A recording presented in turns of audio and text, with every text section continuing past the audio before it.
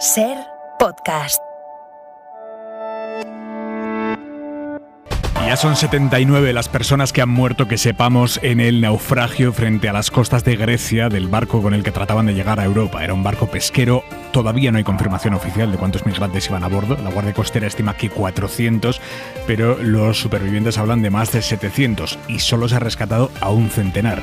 Así que la cifra de víctimas va a seguir aumentando con toda probabilidad.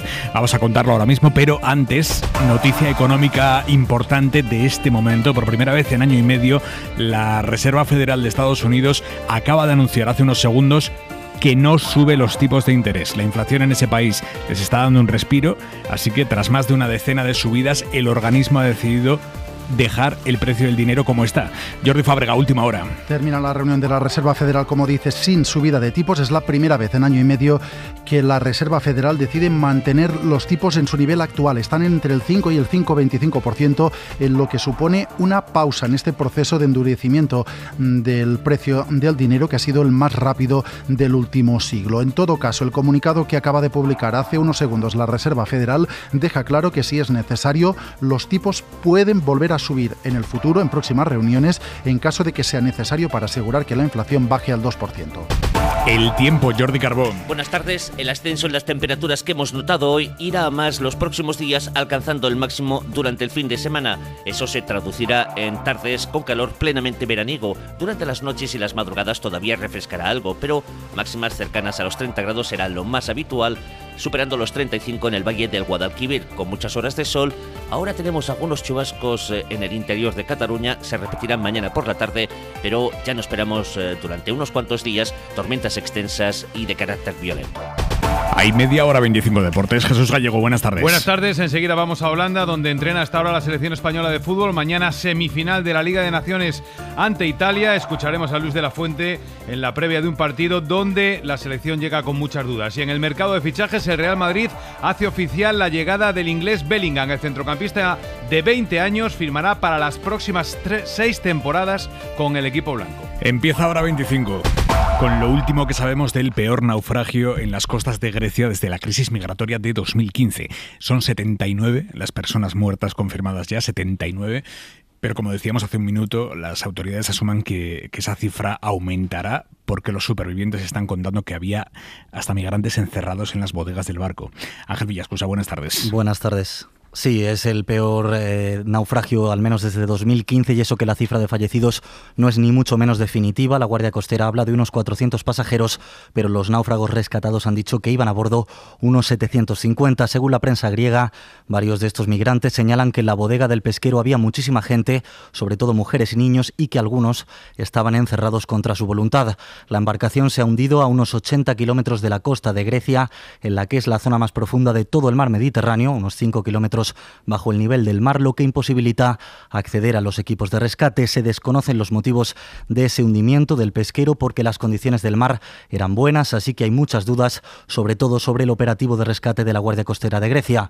El barco había partido de Libia hace unos días y la agencia europea Frontex lo había localizado ayer por la tarde. Las autoridades griegas aseguran que los migrantes rechazaron recibir ayuda en varias ocasiones. Esta tarde, en el puerto de Kalamata, donde han sido llevados los supervivientes, ha habido mucha tensión cuando se ha presentado la presidenta de Grecia. Y un grupo de voluntarios que trabajan con migrantes ha cargado contra la política migratoria del país, que está muy cuestionada en los últimos meses por las devoluciones en caliente y por haber rechazado avisos de rescate. Gracias, Ángel. En Italia han despedido esta tarde con honores de Estado a Berlusconi. Il nostro defunto fratello Silvio. Así ha sonado el funeral de Estado en la Catedral de Milán. Y así los aplausos y vítores al paso del féretro. Unas 2.000 personas han asistido al funeral dentro de la catedral y otras 12.000 siguiendo la ceremonia desde la plaza del Duomo. Italia despide a Berlusconi, y esos honores de Estado, sobre todo la declaración de Día de Luto Nacional, han generado una enorme controversia, porque no todo el país cree que Berlusconi lo mereciera. Corresponsal en Italia, Joan Solés. Buenas tardes. Italia ha despedido a Berlusconi, pero la inmensa mayoría de italianos no ha observado la jornada de luto. De hecho, ni siquiera han llenado las calles de la capital lombarda al paso del cortejo fúnebre, como sucedió en Roma en la despedida, por ejemplo, de Raffaella Carrà. Quien mejor se ha hecho sentir, eso sí, han sido sus incondicionales del Milan del fútbol, coreando: un presidente es un presidente. Le han despedido sus familiares, su familia política, la clase empresarial milanesa, sus amigos y sus simpatizantes en el Duomo. En un polémico y discutido funeral de Estado sin precedentes en un primer ministro, con honores militares, con gran despliegue de medios de la RAI, en una jornada de luto que el Parlamento extiende otros 7 días. Para muchos, el juicio sobre Berlusconi está claro. Para la derecha, lo enjuiciará la historia. Para el arzobispo del Pini, haya en Dios su juicio. Que trova en Dio il suo giudizio. La solemnidad del funeral de Berlusconi contrasta, Aimar, con el silencio y la discreción en estas horas del único político que le ganó 2 veces en las urnas a Berlusconi, el ex primer ministro Romano Prodi, que despide a su esposa Flavia, fallecida de improviso en la ciudad de Bolonia. Gracias, Joan. Y en Alemania, la Fiscalía de Berlín acaba de abrir una investigación contra el cantante del grupo Rammstein. Ya les contamos la semana pasada que varias mujeres estaban denunciando en redes sociales o en medios de comunicación que el cantante había abusado sexualmente de ellas en fiestas, después de los conciertos, drogándolas incluso. No había entonces una causa judicial abierta. Bueno, la acaba de abrir la Fiscalía. Berlín, Carmen Viñas. La Fiscalía ha iniciado procedimientos preliminares contra el líder del grupo de rock Rammstein, Till Lindemann, por acusaciones de delitos sexuales y venta de estupefacientes. Actúa de oficio y debido también a varias denuncias penales de terceros, es decir, personas que no están involucradas en los delitos. Son las primeras investigaciones judiciales desde que se conocieron las denuncias contra el vocalista.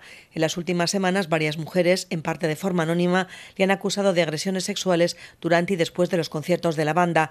Lindemann las ha rechazado en todo momento y prepara su defensa con un equipo de abogados y una agencia especializada en crisis reputacional. La joven irlandesa, que acusó por primera vez el supuesto proceder del cantante, ha acogido con satisfacción la decisión del fiscal de Berlín. Aquí en España, Feijóo se niega a aclarar si en caso de necesitarlo meterá a la extrema derecha en el gobierno central, tal y como ha autorizado en la Comunidad Valenciana. Feijóo pretende estar los 40 días que quedan de campaña viendo cómo sus varones territoriales del PP van pactado gobiernos con Vox, pero él sin mojarse. El líder del PP hoy en Es Radio, surfeando una pregunta muy concreta. Usted entonces pactará con Vox, si es necesario. Mi objetivo no es pactar con Vox. Mi objetivo es conseguir una mayoría suficiente para gobernar. Este es mi objetivo. Yo no lo voy a ocultar. Yo entiendo que ese es su objetivo. Lo que le pregunto es, imaginemos por un momento que usted no consigue su objetivo, porque resulta que la aritmética monetaria no le da para la mayoría absoluta. Le pregunto, en ese supuesto, que ya sé que usted no desea, ¿usted utilizaría el mismo argumento, el mismo razonamiento que ha hecho antes para justificar lo de Valencia y lo de otros gobiernos autonómicos? Mire, es que usted no me va a sacar de mi objetivo. Y ante el primer gran acuerdo de gobierno entre el PP de Feijóo y la extrema derecha, el de la Comunidad Valenciana, hoy Nadia Calviño, vicepresidenta del Gobierno, en el foro organizado por 5 días en su 45 aniversario. Y creo que en este momento no podemos mirar para otro lado ante la ola populista que está recorriendo Europa. Como mujer, como persona progresista, proeuropea, comprometida con el avance de los derechos para las personas LGTBI, creo que no podemos quedarnos al margen. Estos derechos son los primeros que sufren en países como Polonia, como Hungría. Por lo pronto, seguimos a la espera de saber el detalle del acuerdo de gobierno en Valencia, el gobierno PP-Vox, más allá de las generalidades que trasladaron ayer en ese documento de 5 puntos. Carlos Flores Juberías, el que era el candidato de Vox en las autonómicas y que será su cabeza de lista a las generales, condenado en el pasado por violencia contra su mujer, Carlos Flores Juberías asegura que ese acuerdo de gobierno se va a publicar mañana que tendrá 50 puntos y que hará enfadar a la izquierda. Esto es literal. Isabel Villar. Sí, no la nota con las 5 ideas de ayer, que según él solo es la chuleta con la que fue a la rueda de prensa, pendientes por tanto de Valencia, y con las negociaciones abiertas en otras comunidades como Extremadura o Baleares. Ahí la primera reunión ha sido esta misma tarde, esta vez sí con Marga Proens, la candidata del PP, presente en la mesa. La semana pasada iban a empezar los contactos, pero Vox dio plantón al PP porque Proens no fue a la cita. Donde los dos partidos PP y Vox están a la gresca es en Murcia. Se ha constituido hoy la Asamblea Regional, el Parlamento Autonómico, y el PP ha dejado a Vox fuera de la mesa de la Cámara, el órgano de gobierno del Parlamento. Veremos cómo impacta esto en la formación del Ejecutivo Autonómico, porque a López Miras, PP, le faltan 2 diputados para la mayoría absoluta. Bastaría con la abstención de Vox, pero Vox, a cambio de la abstención, pedía esos cargos en la mesa del Parlamento que hoy el PP no le ha dado. Y están hablando ahora en Vox de la posibilidad de forzar una repetición electoral. Radio Murcia, Lázaro Jiménez. En Vox dicen estar perplejos, aunque ya el Partido Popular viene insistiendo en que no habría cesiones por su parte para que estuvieran en la mesa de la Asamblea. Ahora amenazan con tumbar la investidura de López Miras y llevar a la región de Murcia una repetición electoral. Santiago Abascal cargaba contra la Dirección Nacional de los Populares y contra el presidente murciano, López Miras, al que dice que no va a regalar sus votos. Pretender que Vox mire para otro lado o que entregue sus votos gratis al Partido Popular en Murcia es algo que está fuera de la realidad. El problema es que el señor López Miras no tiene ni la mayoría de los votos ni la mayoría de los escaños. A pesar del capítulo vivido hoy, los populares hablan de mano tendida. Joaquín Segado es su portavoz en la Asamblea Regional. Por supuesto, la mano tendida a seguir hablando, a entablar las conversaciones que sean necesarias para conseguir un gobierno fuerte, sólido y estable. El PP tiene una mayoría de 21 diputados a 2 de la absoluta, con lo que le bastaría la abstención de Vox. Y más allá de la crónica de acuerdos y desacuerdos PP-Vox, Feijóo ha desvelado hoy quién será su número 2 en la lista de las generales por Madrid. Será Marta Rivera de la Cruz, ex de Ciudadanos, que se quedó con Ayuso en el gobierno de Madrid cuando Ayuso rompió el pacto con Ciudadanos.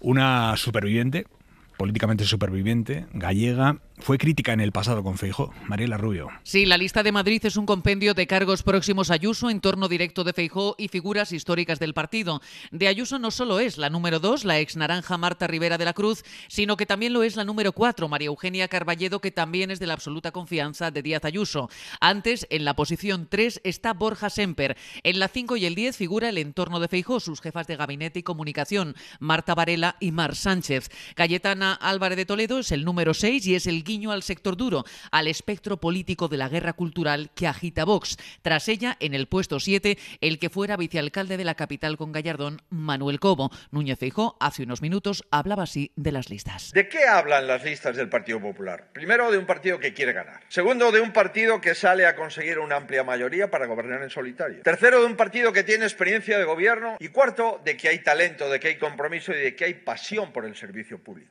Y sobre todo, de que no ha habido líos en las listas. La elección de Marta Rivera de la Cruz, según Génova, es un mensaje al votante centrista no vinculado al PP. Pero lo cierto es que nadie esperaba un perfil así como número 2. Y en las filas populares, hoy todos reconocían su sorpresa.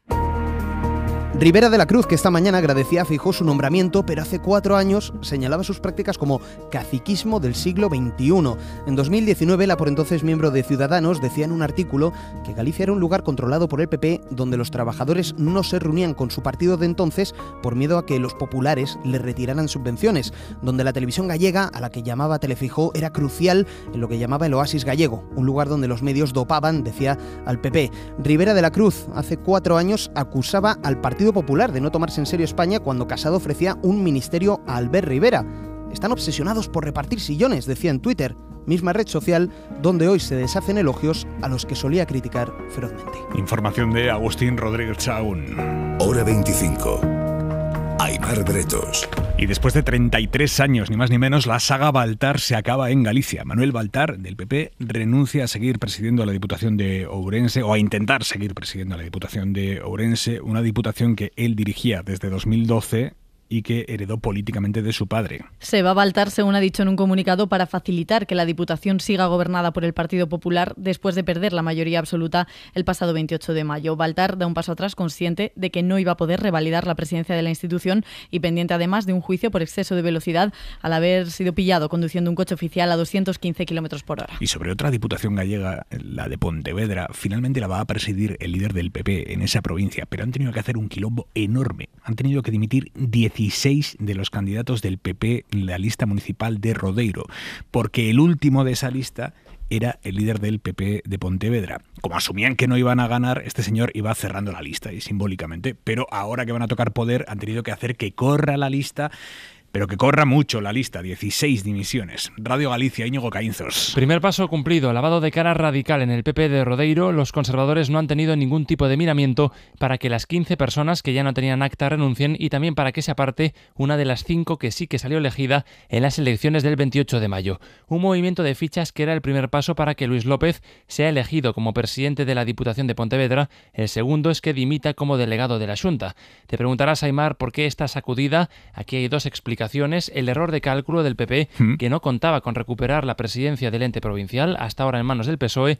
Por otro, la falta de autoridad de Rueda, que no ha conseguido imponer a la candidata que tenía en mente para este cargo. Durante varios días habló de Marta Fernández Tapias, que es la cabeza lealista del PP en Vigo, pero finalmente se acabó imponiendo la opción de Luis López, un hombre con peso en el partido en Pontevedra. Gracias, Íñigo. Hora 25.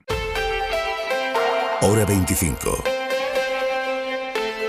Aimar Bretos. Margarita Robles, la ministra de Defensa, no va a ir mañana a la reunión entre países de la OTAN y representantes de la industria armamentística europea y estadounidense. Y no va a ir Margarita Robles en protesta porque no se ha convocado a esa reunión a ninguna empresa española de armas. Javier Bañuelos, buenas tardes. ¿Qué tal? Buenas tardes. Sí, el malestar es potente, el enfado es absoluto. España cree que la OTAN ha sido muy poco inclusiva. Solo 18 países están invitados a ese foro y entre ellos, como apuntabas, no figura ninguna empresa española del sector de la defensa. Es un mal punto de partida, según el gobierno español. Por eso la ministra de Defensa plantará a la OTAN y no estará presente mañana en esa reunión específica en Bruselas. Fuentes del ministerio nos aclaran que esa reunión tenía una agenda muy reducida, de apenas una hora, un encuentro meramente preliminar. La cita realmente importante, nos insisten, en la que sí estará mañana la ministra Robles, es la conferencia de donantes de apoyo a Ucrania coordinada por Estados Unidos. Tras este veto a España, la cadena SER se ha puesto en contacto con TEDAE, la asociación que engloba las casi 600 compañías españolas de defensa, pero por ahora, Aimar, no quieren hacer ningún tipo de declaración ante este veto. Javier, gracias. Un abrazo. El Parlamento Europeo ha aprobado hoy negociar la que va a ser la primera ley sobre inteligencia artificial específica del mundo. No va a ser un proceso sencillo, ni mucho menos. Empiezan ahora las conversaciones entre el Parlamento Europeo, la Comisión Europea, los gobiernos europeos para intentar consensuar un reglamento que regule la inteligencia artificial. Entre las prioridades que ha fijado el Parlamento Europeo, y esto es importante, está prohibir que la inteligencia artificial se use para la vigilancia masiva de ciudadanos en espacios públicos. Nieves Goicoechea. No se podrá grabar a gente en espacios públicos con esta tecnología ni identificarle después, salvo por motivos de seguridad y bajo orden judicial. Habrá 4 niveles de riesgo. La ONG Europea de Defensa de Derechos, EDRI, celebra esta protección de la privacidad. Para ahuyentar esa especie de gran hermano vigilante que anticipó George Orwell. Y habrá que avisar cuando una imagen, la del Papa, por ejemplo, o una voz como esta imitada, se puede escuchar en chino gracias a la aplicación de Microsoft Val-EX. Los mismos controles valdrán para ChatGPT porque estas inteligencias no podrán crear contenido ilegal, deberán respetar los derechos de autor y explicar qué datos usan para entrenar el sistema. Se aprueba una inteligencia artificial ética que no discrimine por raza o sexo o, por ejemplo, en un currículum laboral. La nota media de la selectividad en España, la nota media de la EBAU, ha subido más de 1,5 puntos en 7 años. ¿Y esto por qué es? ¿Porque los alumnos estudian más, se esfuerzan más? ¿O porque las notas están infladas?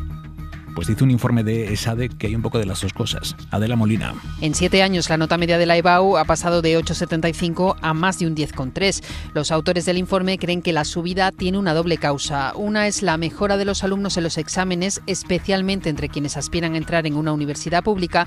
Y la segunda, menos positiva, la relacionan con los cambios introducidos en la prueba en 2017, cuando se redujo el número de optativas, y en 2020, cuando se amplió el número de preguntas para dar más facilidades a los alumnos en pandemia. Las dos modificaciones han tenido el efecto que explica Lucas Gortázar, director de Educación del Centro de Políticas de SADE y uno de los autores. Cada cambio ha generado unos incentivos sobre los alumnos, sobre las escuelas y sobre las universidades, que han subido las notas de una manera inesperada y en ocasiones artificial. Los responsables del informe piden, entre otros cambios, para mejorar la prueba, eliminar la excepcionalidad de 2020, aumentar de nuevo las opciones en los exámenes, quitar peso a la nota de bachillerato y, aunque no apuestan por una EBAU única, sí piden aumentar la coherencia y objetividad de la prueba. Hora 25. Aimar Bretos. Y lo que también ha aumentado en los últimos años en España es la cantidad de gente que quiere borrarse un tatuaje. Las consultas en ese sentido han aumentado un 30%, un arrepentimiento que llega sobre todo a partir de los 35 años y sobre todo en mujeres. Fran Rodríguez. El último estudio publicado por Lutronic PBS, una empresa dedicada a retirar tatuajes con láser, asegura que el 42% de la población española está tatuada. Tengo 5 tatuajes, ninguno tiene ningún significado ni nada, solo porque por gusto, porque me gusta y quedan bien. No podría decir un número exacto, pero creo que en torno a unos 50 más o menos. Yo tengo 5 nada más.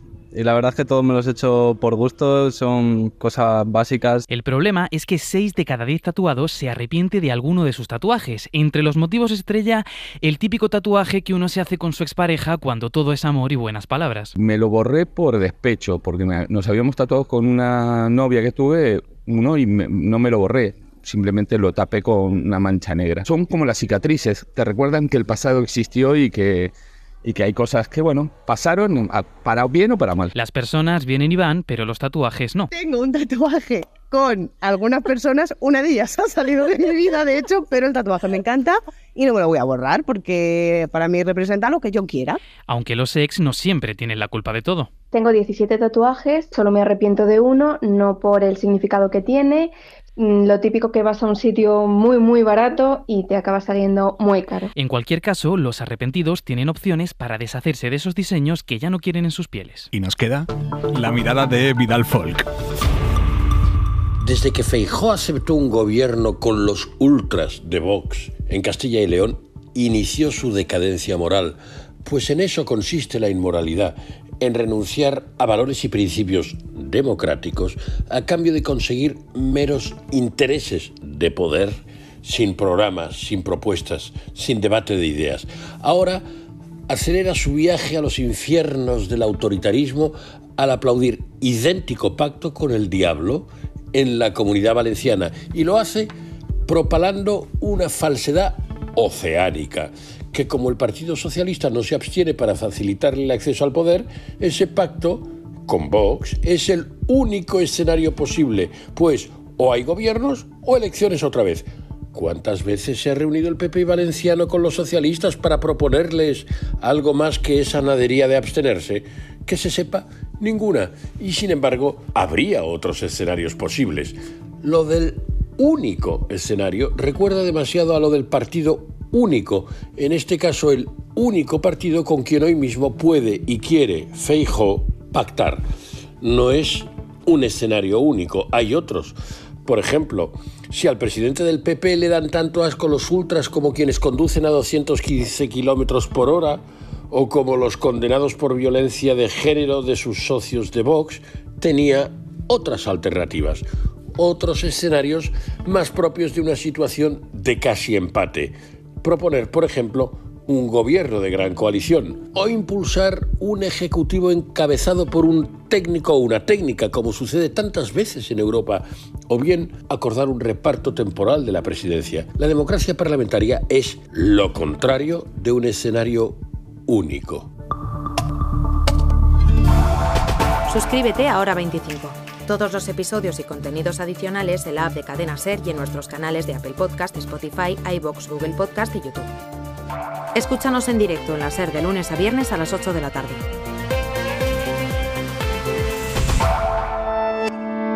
Cadena SER. La radio.